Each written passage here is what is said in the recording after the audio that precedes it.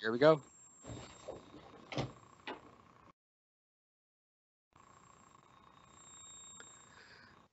Our presentation will begin in a couple of minutes. We are allowing time for more people to join.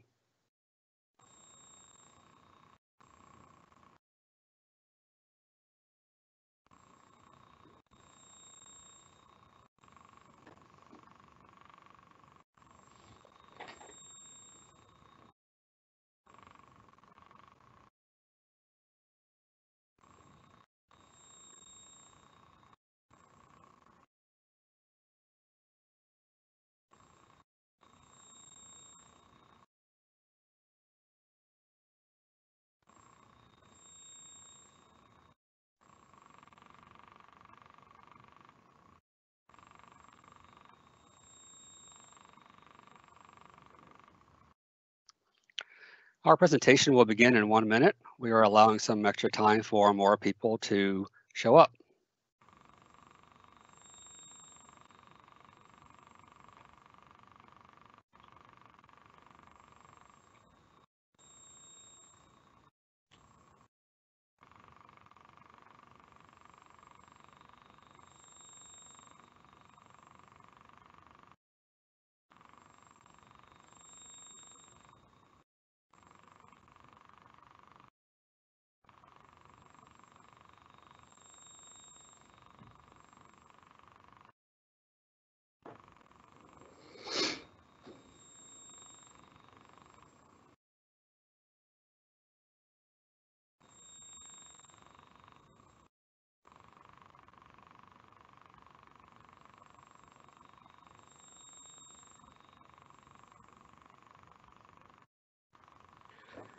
Hello, everyone, and welcome to Virtual Houston Techfest 2020. Before we get started, I want to make you aware of a feature in the presentation that'll make the session more interactive. Please make note of the question mark icon on your presentation screen. Clicking that icon will open the question and answer feature, which will allow you to send the moderator questions, which will be delivered to our presenter at the appropriate time. So please feel free to post anytime during the session. We are also excited to let you know that Code Magazine is giving everyone a free subscription. Houston Tech Fest will email everyone a link after the event. We are proud to present Brandon Brockhoft, Principal Consultant at Headspring, who will be sharing Microservices, Setting Business Boundaries. Brandon, the floor is yours. Thank you. Welcome to Setting Business Boundaries. This talk today is relevant. It's not going to be technology specific, but it's relevant if you're building custom software, whether you're on the owning side of that process or you're actually on the engineering side of that process. Assuming you're going to come in and your application is going to be having server-side components, this talk is for you. I did have a colleague reach out recently. He saw the schedule and said, "Brendan, why are you talking about business boundaries?" This is someone who works with probably about 14, 15 years ago. And so I think on the course slides, when you signed up, they added microservices to it. Maybe a little bit of a misnomer, not exactly a full-blown microservices talk, but I think it's going to be applicable no matter what situation you're in. As the moderator said, you can send any questions during the talk. We should have some time towards the end for questions as well. So let's jump in. I am Brandon Brookhoft. I work as a principal consultant for Headspring. Headspring is a software consulting company. We're based out of Austin. However, I am coming to you today from near Baton Rouge, Louisiana. So Houston being in the middle. I did work and live in Houston for over 10 years. Do enjoy getting back there. Situation we're in today, hoping to get back there next year for Techfest in person. All right, so let's get into it. Why business boundaries? Why do we care about business boundaries? And again, the talk had the preface of microservice business boundaries. I don't want to limit this talk to being about microservice boundaries, so I'm going to use some language interchangeably when I say why business boundaries and not microservices, because when we talk about setting business boundaries, that's something you should be doing as part of your design process, whether you're working in a microservice architecture, maybe something otherwise known as a monolithic architecture, something in between. And so this process is something you should have, if you're not doing today, give you an idea of something to incorporate into your design process at work. What are business boundaries? Well, we're talking about services that are delivered around business capability. We're talking about services that with a desire to have loose coupling, high cohesion, services that adhere to a coding principle known as the singular responsibility principle. So do one thing well, but when we talk about the business boundaries, we're talking about the logical software boundaries around, we may think of it within your domain, within your business. And so there's just a logical boundary around things that encompass the service, delivering business functionality, the components that are inside that service. There may be an association of that business boundary back to a specific source code repo. Within your organization, you may have a dev team that specializes in that function of the business, and so they're assigned to that particular logical software boundary. When we talk about business capability and setting business boundaries, the overarching theme here is that your business capability should be defining those boundaries, not necessarily your business employees' roles. So we'll see that later in an exercise to come, but there could be a distinguishment between who's your business, what do they do, versus who's your business and how is their org chart organized. Typically, when we set business boundaries, we want to start broad and iterate, simply because it's easier to break things down once you have a clearer picture of the business workflow than to put things back together or move them around. When we're setting business boundaries, we know that the act of doing things right, you'll have stable boundaries that are going to require very little request and response. And I'm not applying necessarily, we're talking about an API or any type of asynchronous messaging, but things that are just not very chatty, things that can do the job that represent the business workflow step and do so in a concise manner. Know that finding service boundaries or business boundaries can take a lot of analysis.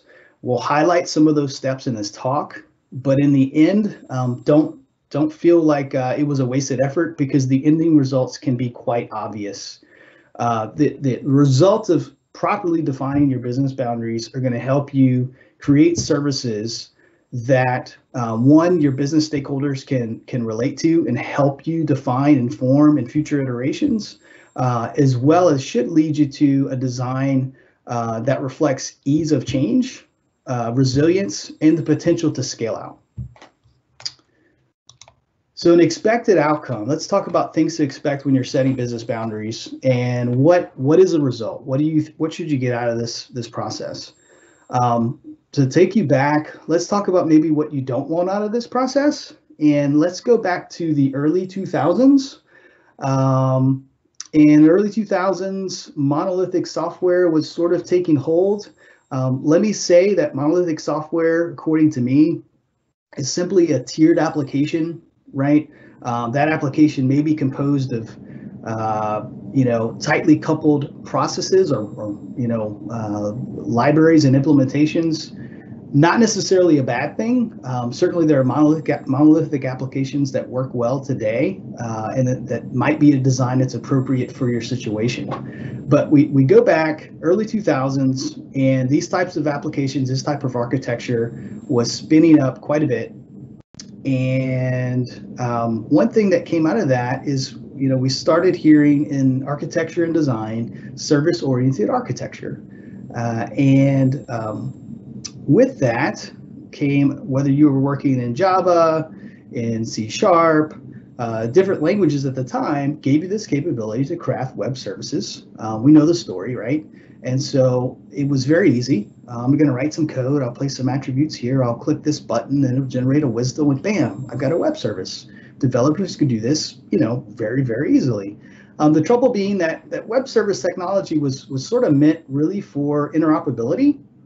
So, connecting that monolith to other monoliths, whether, that was your architecture or not, or maybe connecting to some DB2 database running on an OS2 warp server that you didn't really want to have all of your applications talking to. You may put a web service on top of that to help with interoperability.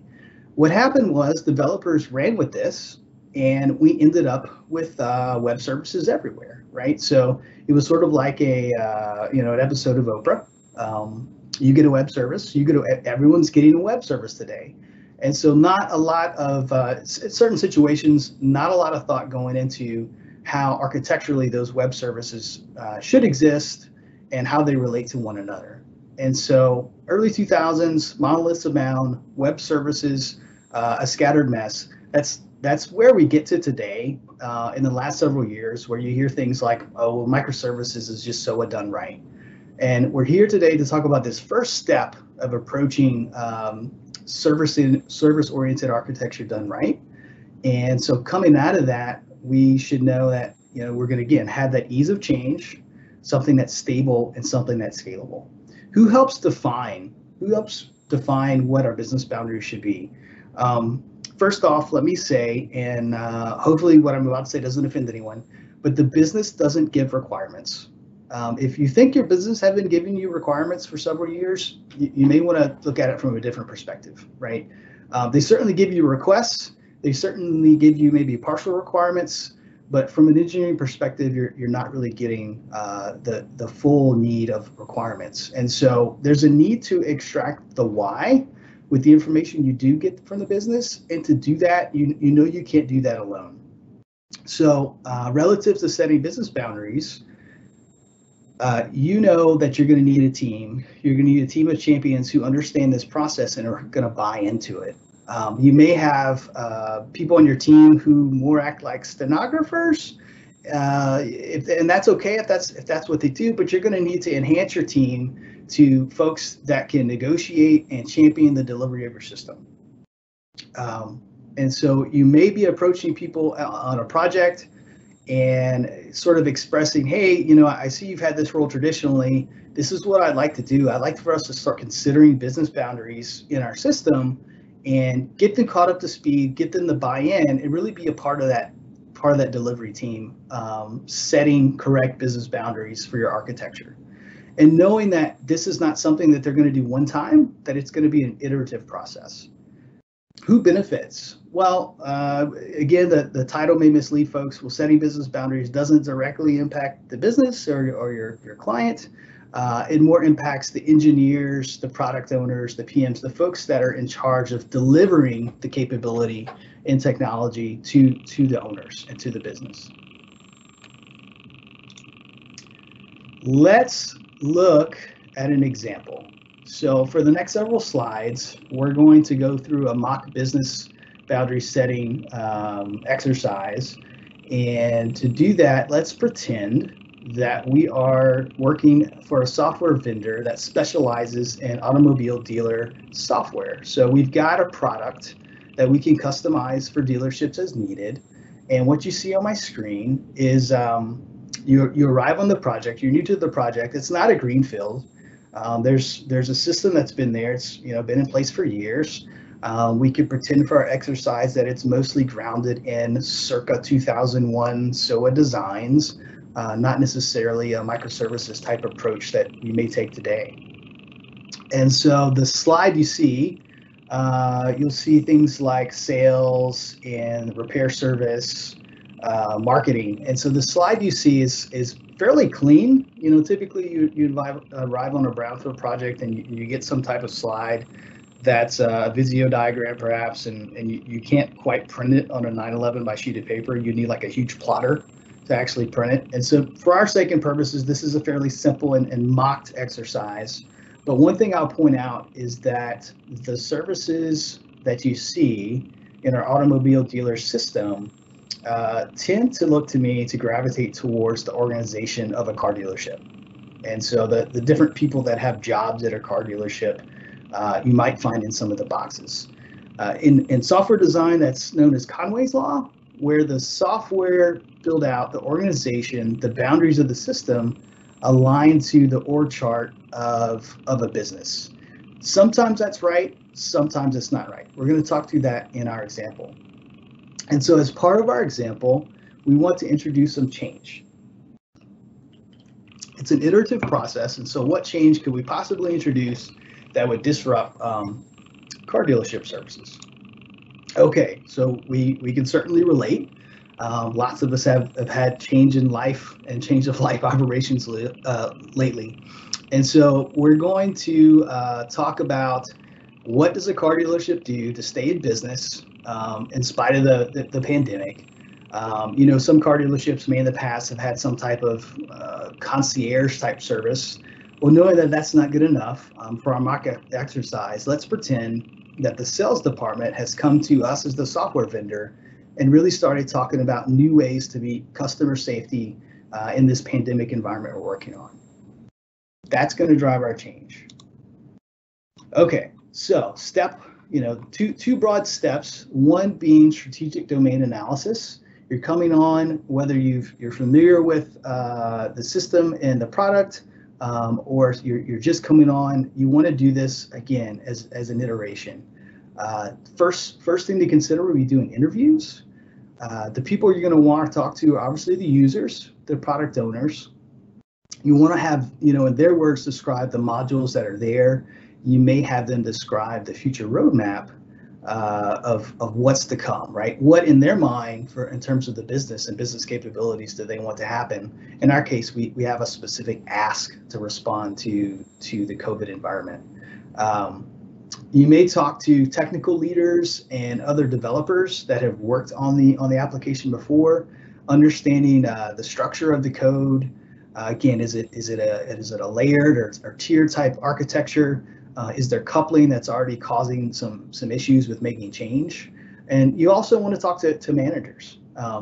Being aware that the managers may try again to impose that the software operates in the way that they operate their teams, and that you may want to avoid that Conway law situation. Next, you're going to want to use the software yourself, obviously, making note of any clunkiness in the workflow. And then lastly, I'll recommend an exercise known as value stream mapping. Value stream mapping is where you get that team you built up, that team of champions that are ready to help in fostering the right business boundaries, and you do a visualization of the business flow from start to finish. You're emphasizing customer impact. The exercise, what it can do is help improve the efficiency of the business by making them think through the things that need to happen as it relates to their workflow and the software. But it's also going to break down silos where you may have folks talking to one another that otherwise wouldn't. And so it adds value more than just for the sake of setting service boundaries. Know that you may, in the act of value stream mapping, span the org. This project that we've been brought on to do this change is sponsored by the sales department, but you're likely going to end up in a value stream mapping exercise, possibly talking to someone in the service department, and they're going to want to know why they're here, and you're going to need to explain this process to them, get them on board, let them know how things are going to change and impact their people, right? And so let's talk about the changes that might happen. We're going to talk about a use case due to the virus that dealerships have decided, hey, we can't stay building centric with our car dealership. What we want to do is provide the capability to our customers to have a remote car sale experience, a scheduled remote car sale. And so this is an idea where the customer has found a car in the inventory of the dealership, but doesn't want to visit the dealership, right? This is an expensive purchase. You're not going to buy the car on Amazon or Walmart. You're going to want to see the car, test drive the car, but you don't want to be present somewhere and potentially, expose yourself and see that risk. So it might involve some type of pre-visit check-in between the sales department and the customer, where you're going to get some basic customer information or update existing customer information. There may be a credit check needed if it's likely that the customer may finance the sale. Knowing that the salesperson is going to drive the car from the dealership to wherever the customer wants to meet. Could be their address, could be any meeting place they choose, right? And so there's a when, there's a where, and then there's the state of the car, right? Is the car clean? Is it available for a block of time? When I say clean, I mean like not just, washed with soap, some type of hygienic clean that we're talking about to really meet the customer's safety expectations.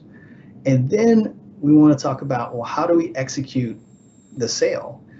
Salesperson used to be in a tiny little office space, where now folks don't want to be in a tiny little office space, sitting across the desk from one another. And so maybe they'll need some remote app running on a laptop, running on a tablet, may have offline capability that can output a sales contract on the spot remotely. When the salesperson makes the sale, that salesperson, if the sale goes through, they need to get back to work, right? And so some last step of the new process here might be a physical pickup and return to the dealership. That's our mock exercise.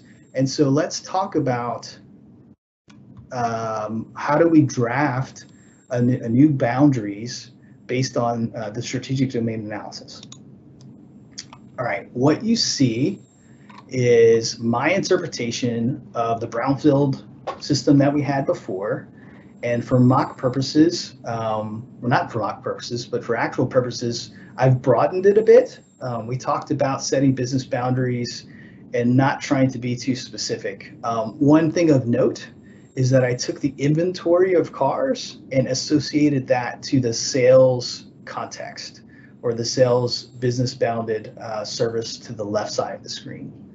And so what you can do by starting broad is that, we have a new feature and a new ask, but you can begin decoupling where you see fit throughout the whole domain, right? Throughout all the services you have, you can make it part of your iterative process. You may not get to some beautiful decoupled state in the first round, that's okay, but going through this analysis, you can pick and choose as the system changes in the future, how to break it down and how to make improvements. One thing I'll point out is that our new remote car sales operation is floating up here, and we're going to come back to that in just a second. Let's talk about how do we verify the boundaries. So we've gotten enough information based on our interviews, our value stream analysis, that we have an idea of the bounds themselves and how it fits in the overall picture, but we need to verify and dig a little deeper. And that starts with reviewing the data ownership. And so you're going to go through the different services, and what I mean by ownership is who has the golden record, right? Who has the master copy? When we're talking about cars, we're talking about customers, we're talking about employees. Where does that data reside? What system is the owner of that data? And the next step is understanding relationships. What's the data reliance of the services on each other? So, is there some situation where a car in inventory may be both related to sales as well as service? Certainly, potentially a customer could be related to both sales and service. Employees as well. So you start to see the reliance of services on each other. Again, at any time, I'll just kind of pause here, but if there are any questions, let our moderator know. I'll slow down, we'll talk questions. So we're looking at data ownership, we're looking at data reliance on one another. You're going to need to crack open the code, right? And so assuming you're familiar or even not familiar with the code, you're going to want to understand the dependencies in the code. Certain tools exist for that. Again, whether you're working in Go, Java, .NET, there are different tools for different languages that can understand your code, scan your code, and break down those dependencies. What you see on my screen is a screenshot of Visual Studio, and there's a tool called Independ. Independ will scan your source code and at different levels of view can aggregate and extract related modules. And so using that, you can see where, perhaps where someone just in the act of an interview cannot describe how these modules relate to one another, especially in a monolithic system where you have the potential for one library, which seems harmless at first look, but when you see that it's actually a dependency on 7 other services in a monolithic design, you know that some change is likely going to be needed to make a future change. So with the dependency analysis, their modules, see how they're related. You're going to want to look for things that are events between the different modules of your system. You're going to want to see how data is shared. And you're going to want to understand the actual transactions. I don't necessarily mean the in a relational database, the transactions associated there. I mean the transactions associated to the business flow. Lastly, for verification purposes, something you can get that team back together, whether, they're not necessarily all technical people, but you might consider conducting an event storming session. Event storming is where you were to get the folks that understand the business and get them to catalog the different events that happen in the flow. And so you're going to want to describe that and have it described to you in the domain language. That ubiquitous language is what we hear described, right? So in our case, we're going to want to have someone talk to us about what happens in a car dealership. And a car dealership is an example because likely we've all been there. We've maybe purchased a vehicle before at a dealership. You're going to go through, map out the events. You're going to want to understand how they relate to one another, and map out both the triggers of those and the dependencies of those triggers. On my screen, you'll see someone's example of the result of event storming. So it could be as easy as getting post-it notes on a board. And doing that, understanding, really start seeing those dependencies there, start to help you draw those dependencies on our domain diagram. We're going to go back a slide and talk about our exercise. The yellow business bounded service, the yellow context, represents the thing we want to add, right? This idea of a scheduled remote car sale. I intentionally did not put a name on that. I left a question mark there. What you see are two blocks that to me describe, as components, the main capabilities, particularly relating to the data, right? So for our exercise, we want to schedule a car and an employee at a specific location and time. Part of that might be, some initial step in the workflow is that the car has to, be marked as clean or schedule a clean at the dealership. There also might have to be a record of who's available to pick up this salesperson if the sale were to go through. So that's our red box. On the purple box, we're talking about scheduling the sales visit with a customer and that vehicle. On that side, your concerns are financing, any type of taxes that might come out of that. And so you're talking about maybe electronic document capability to generate a contract when you're on that visit. And that whatever that implementation entails is that needs to sync back to the dealer systems where it's relevant. So sync back to the customer boundary, whether that's a CRM or otherwise, that this customer bought a vehicle, here's a history of that. Sync back to sales because that's where our inventory is. This vehicle is no longer part of our inventory. As you're thinking through, those two perspectives on this new feature, thinking about the transactions that need to take place. And so we know we're going to have a CRUD-like operation on sort of a parent record that represents the scheduled sale. We know that scheduled sale encompasses records from some of our other bounds, and that at the end of the process, we do need to sync some records or sync some updates back to the sales boundary, the customer boundary, potentially other things as well. Employees, giving credit to the salesperson for the sale for a commission. So what data, in our exercise, let's think about what data is stable. What data is static? What can potentially be shared easily? What can be copied? Well, our exercise is fairly straightforward in the fact that in the business of a car dealership, it's at the, mostly at the speed of human beings. And so, and on site traditionally, so we assume the employee records are very stable. The salespeople are going to be there tomorrow that were there today.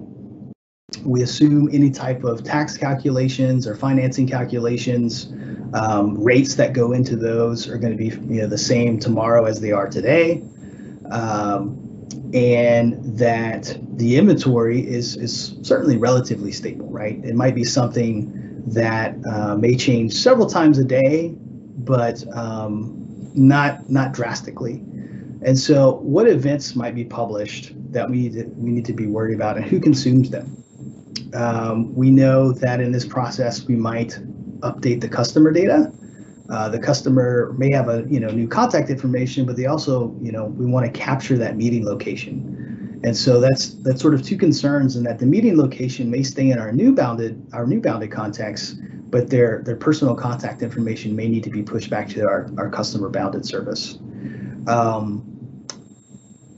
The remote sale has to go back to sales, right? We want to send the hey, this sale went through, take this car out of the inventory. And so for the purposes of, maybe some sales front end, folks are browsing, the inventory online, we want to make sure that we signal that car is no longer available, just sold. Okay. Let's move forward. And that's, at a high level, a mock degree of analysis, right? This is not something that I can't say that this really represents the process. This might take days or weeks of analysis and meeting with people and going through those steps we talked about before. But let's move forward, and for our mock exercise, let's say this is the result.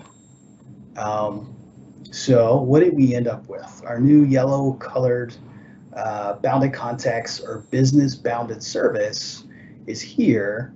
We see that it does share a relationship with sales, with customers, with employees, as well as with the service department. And so that service department relationship being, hey, the car has to be cleaned. Someone from the service department or associated with them needs to be scheduled for help with the pickup.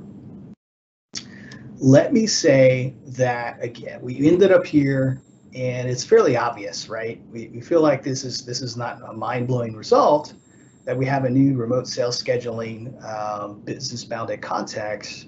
But I'll have to admit to you that the first time I came through and I practiced this talk, that was not my result. That was not my result. And the result originally was that it just had a different name. I think originally I just had the name scheduling. Okay. And looking at it, I said, well, scheduling again might, in terms of scope, names matter. And in a real project I'm on today, in hindsight, we got the boundaries nearly right, but in hindsight, the names weren't necessarily a reflection of what needed to happen, what the business scope was for that service. And so names matter. Be flexible on your names. In my case, it was simply the ease of updating a diagram, but knowing that once names get into code, it's not always as easy to change, but not impossible. And so just calling that a scheduling business bounded context might imply that it's a scheduling department for the entire dealership, and that it's in charge of scheduling both when someone gets their car repaired, when someone just has a consultation. And so names matter. I also want to point out that the result here is not a department within a car dealership. And so we've broken away from that Conway's law, and we've introduced something here that's more of a function of the business. The business wants to execute a car sale remotely, and that needs to happen at a specific time with different entities involved. Lastly, you want to take this, you want to present it to your stakeholders and your dev team, knowing that whether you got the name wrong, whether you got the relationships wrong, that you're prepared with that team to iterate the boundaries when the process changes or when you understand the process a little better. Next, I want to take you through some things to avoid as you approach extracting business capability and doing more discrete services that you're attempting to minimize the coupling, but getting the coupling right. And so first off on the list is behavioral coupling, something that is probably one of the more common forms of coupling, where you've got service A and service B, and that you really can't get any particular business function done without the combination of service A and service B. You may be tempted to say, well, sure, I'll just draw a bigger circle and make them part as one, one business bounded context in my system. That may look good on paper, and it may, if the only problem is how you have it organized on paper is it, then maybe they're not tightly coupled. You just weren't representing them correctly. But if they're very chatty, two services that have to communicate a whole lot with one another just to get anything done, you might start looking at your architecture and understanding if this is something that can be combined due to behavioral coupling. Next is schema coupling. Schema coupling is where you've got a common interface, a schema, message contracts that are being shared across two or more business bounded services. And then you need to make changes to that. And in the act of doing that, you see a trickle down effect that causes your dependencies to always move in lockstep. This is, again, a pretty common situation. And so understanding how to manage breaking changes, certainly there are technical ways to tackle that, but understanding how you want entities to relate to one another and sharing information versus owning that information. Next up is temporal coupling. This is simply the situation where you have two services, service A and service B, and that service A can't really do its job without some type of response from service B. And that doesn't necessarily reflect the business workflow, that these two services, when put to practice of the business, don't have that relationship. And so you might consider, the obvious change of using asynchronous messaging there. The synchronous blocking is going to directly impact your performance or resiliency, and so just kind of lead to future headache. Next being implementation coupling. We're starting to get technical in sort of the ways to avoid disaster, so you don't crash and burn like this guy on the screen. And so here you have the service needs to know some technical specifics about another service.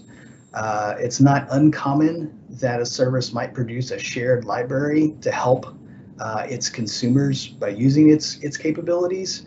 But if you produce that shared library in a specific language or runtime, you're likely enforcing that on other services, which in a big organization, that's likely going to come back and bite you. Platform coupling is a subset of implementation coupling, where you're doing something in your service that's, like, for example, specifically tied to running on a Windows server, and just doesn't have any bearing to the actual business workflow of your system. Lastly, there is spatial coupling, and spatial coupling, otherwise known as location coupling. This is another technical concern, but a situation where you have a service that has some type of deployment requirements of its dependencies, whether it's a hard-coded name or URL, something along those lines, where that you cannot be independent and autonomous in service A of service B without knowing of its location in your system. Those are things to avoid. Certainly some things to think about as you transition from business boundaries into technical design of your services. A recap of the things we're talking about, whether we're now in the current day, whether we were back in the 2000s or Wayne's World back in 1990s, whatever. So set your business boundaries iteratively. You likely are not going to get it right the first time. Start broad, rinse and repeat. Approach it that you want to extract your services cohesively in any architecture. Don't bite hard into microservices. If that's not where you're starting, understand that you want to extract the business functionality and set up bounds around that versus trying very hard to meet some type of microservices hyperscale design that doesn't necessarily reflect what your business needs. Define your services using business capability, not necessarily the business organization. Again, that's that Conway's law, being aware that sometimes it's right, sometimes it's wrong. You'll need to go through that analysis. We talked in the very first step to understand if it's really applicable. That is the core of the talk. I do want to share where to get more information. Recently, Microsoft hosted a .NET Conf focused on microservices. That was initially streamed on Twitch and now available on YouTube. The first day is a lot about Microsoft tooling, but the second day is a workshop, how to build a microservices system. Ironically enough, in the workshop, they sort of gleaned over setting your boundaries. And so I was a little disappointed there. Particular software, makers of In-Service Bus, have a course online. I suggest you check that out. Headspring's own Jimmy Bogard has several videos available on YouTube, splitting the monolith, avoiding microservice mega disasters, crash and burn experience. Check those out. And then I encourage you to see the Headspring blog. There's a couple examples there, maybe a little bit hard to read, but you'll find several articles relevant to both getting started with microservices approach, and we say, extracting business boundaries, to more technical concerns and understanding dependencies and beyond. Are there any questions that I may have skipped over, or anything that want to be posed right now? So we do have one question. Actually, we have a couple. Actually, the first one here. So business boundaries are very helpful in creating microservices and is not a new thing. SOA has achieved it to a great extent and was reasonably successful a decade ago. This is also tied to the concept of domain modeling. Your thoughts? I agree. A lot of what we've been hearing preached to us the last several years is going back to, maybe earlier in my career, just not hearing things described the right way, leading to designs that really were a beast to maintain. And so I would stress that you get the other folks on your team to understand that we're trying to do something the right way that we learned 15 plus years ago. And those people may not have been involved in service-oriented architecture the first time, so maybe that's good for them. But really having folks, and I'm not just talking your development team, I'm talking about maybe you've got someone who's a business analyst that doesn't quite have a full grasp of architecture, certainly your product owners, but this is something you should be doing even with your stakeholders, getting them to understand this process and getting them to say, hey, this is how you relate to the delivery. This is your biggest contribution. You're not going to be sitting down in the weeds trying to understand, having these people understand breaking down, indexes in your database. That's certainly important when you get to that level of technical design, but having them understand this process and that we got it wrong 15 years ago. Some of us did. Some of us got it right, and those systems are still doing great today. But yeah, I agree. What do you have next? Okay, we have another question. What tool or system do you recommend for documenting and recording the business boundaries? That depends. It typically depends on what diagrams and diagramming tools the folks in your organization enjoy using.